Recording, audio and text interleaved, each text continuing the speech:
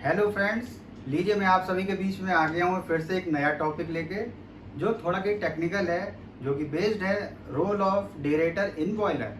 दोस्तों ये टॉपिक बहुत ही इंटरेस्टिंग होने वाला है बिकॉज ये रिलेट करेगा आपकी कोई भी इंजीनियरिंग ब्रांच हो, चाहे इलेक्ट्रिकल हो, मैकेनिकल हो, इंस्ट्रूमेंट हो।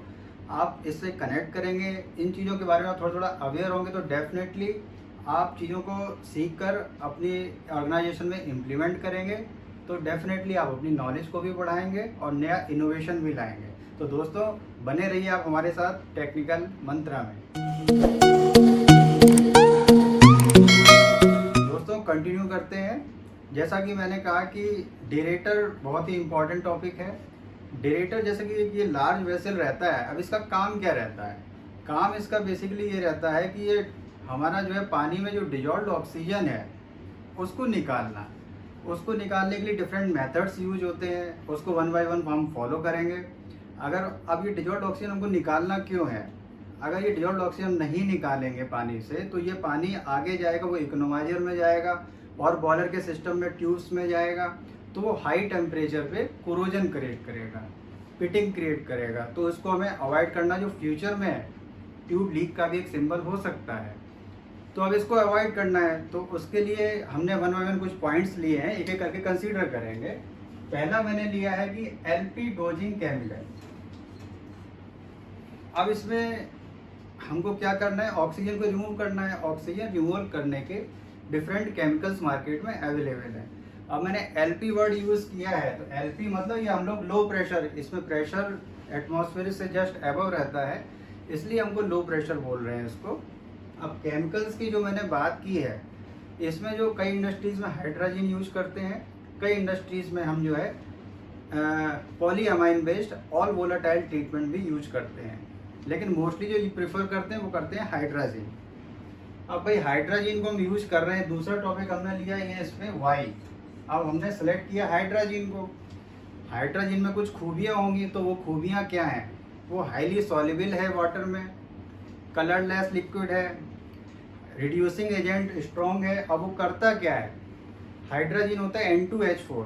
अब N2H4 ऑक्सीजन से रिएक्ट करके बनाता है नाइट्रोजन प्लस वाटर। अब और क्या खूबियां हैं? और ये स्मॉल अमाउंट में थियोरिटिकली अमोनिया भी बनाता है, जो कि आल्सो हमारा जो है एसिडिक नेचर उसको जो प्रमोट करता है उसको मिनिमाइज करेगा।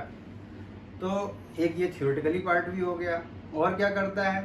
और ये जो बॉयलर ट्यूब की जो हमारा हेमेटाइट लेयर जो होती है, सॉफ्ट हेमेटाइट लेयर पे रिएक्ट करके स्ट्रॉन्ग मैग्नेटाइट की लेयर को फॉर्म कर देता है, जो कि कोरोजन प्रोटेक्टिव लेयर को बनाता है।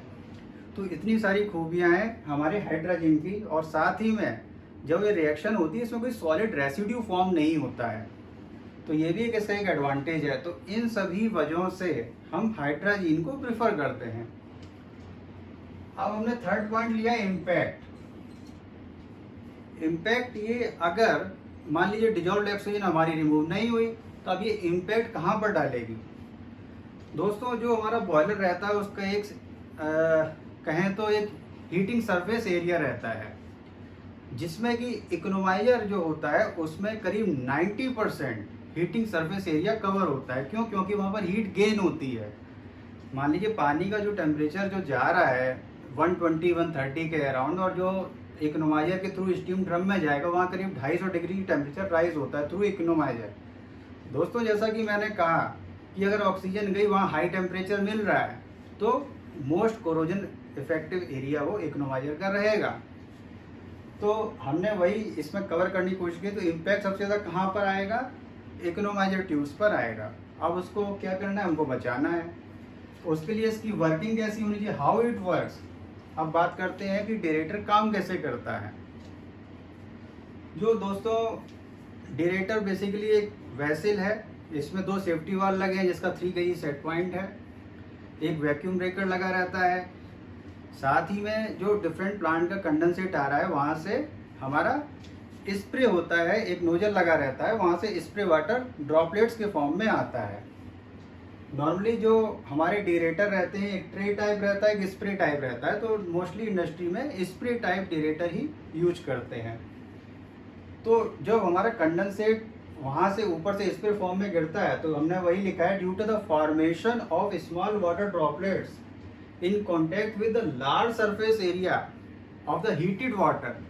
तो जब लार्ज सरफेस एरिया से जो वाटर ड्रॉपलेट्स हमारे आते हैं और जो स्टीम जो कंडेंसेट ऊपर से जा रहा है उससे टकराते हैं, तो वहाँ से भी हमारा जो नॉन कंडेंसेबल या डिजॉल्व्ड ऑक्सीजन तो रिमूव हो ही रही है, साथ में जो भी अनकंडेंस नाइट्रोजन हो गया वो भी निकलती है। तो यहाँ पर हमारा प्राइमरी या प्री डिरेशन हो जाता है। सेकेंडरी पार्ट में हम कवर करते हैं, उसमें स्टीमिंग करते हैं। स्टीमिंग करने से जो रेसिडुअल और जो कंप्लीट जो हमारा होना चाहिए ऑक्सीजन का रिमूवल, वो स्टीमिंग से रिमूव हो जाता है, क्योंकि जो रिएक्शन जो रहती है इसकी वो हाई टेम्परेचर और प्रेशर पे फेवरेबल रहती है, इसलिए हम इसमें स्टीम देते हैं। अब हमको प्रिकॉशंस ड्यूरिंग चार्जिंग, जब भी हम स्टीम इसमें चार्ज कर रहे हैं, अब इसमें दो तरह की स्टीम रहती है। एक तो रहता है पैगिंग स्टीम, जो हम ड्यूरिंग स्टार्टअप लेते हैं। ड्यूरिंग स्टार्टअप क्या करेंगे, हमने भाई डीएम वाटर तो ले लिया इनिशियल फिलिंग के लिए, अब उसका टेम्परेचर रहता है 35 से 40 डिग्री सेंटीग्रेड।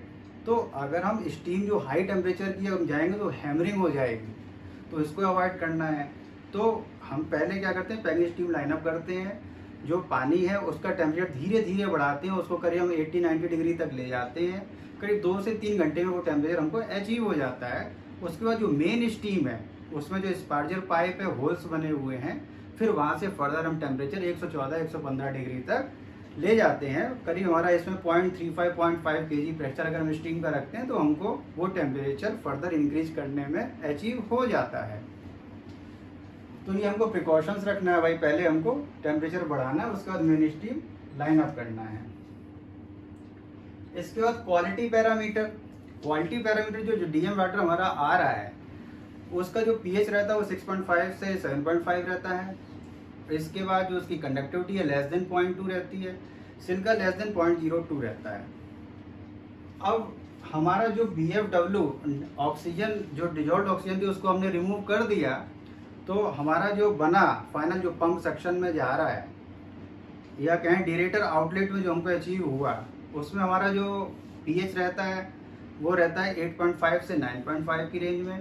कंडक्टिविटी रहती है less than 1 ppm, silica less than 0.02, और हमारा जो सबसे इम्पोर्टेंट पैरामीटर है वो है डिजॉल्व्ड ऑक्सीजन, जो कि हमारा लेस देन 7 ppb यानी कि 0.007 ppm, लेस देन, इससे कम ही होना चाहिए डिजॉल्व्ड ऑक्सीजन।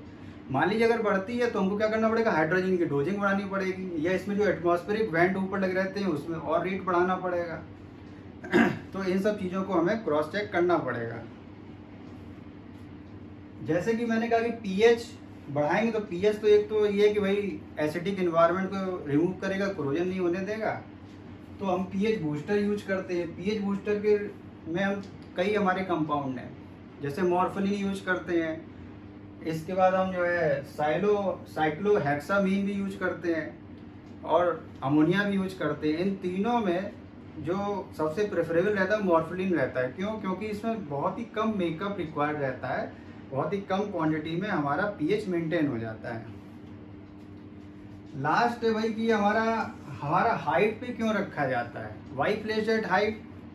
सपोज हमने इसमें जो प्रेशर मेंटेन किया डिरेटर में, हमने मेंटेन किया करीब सपोज 0.3 kg, हमने 0.3 kg की स्टीम दे दी, और हाइट है सपोज इसकी मान लो 20 मीटर, 20 मीटर हाइट है, मतलब ये करीब प्रेशर हो गया 2 kg, तो 2 + 0.3 इक्वल टू हो गया आपका 2.3।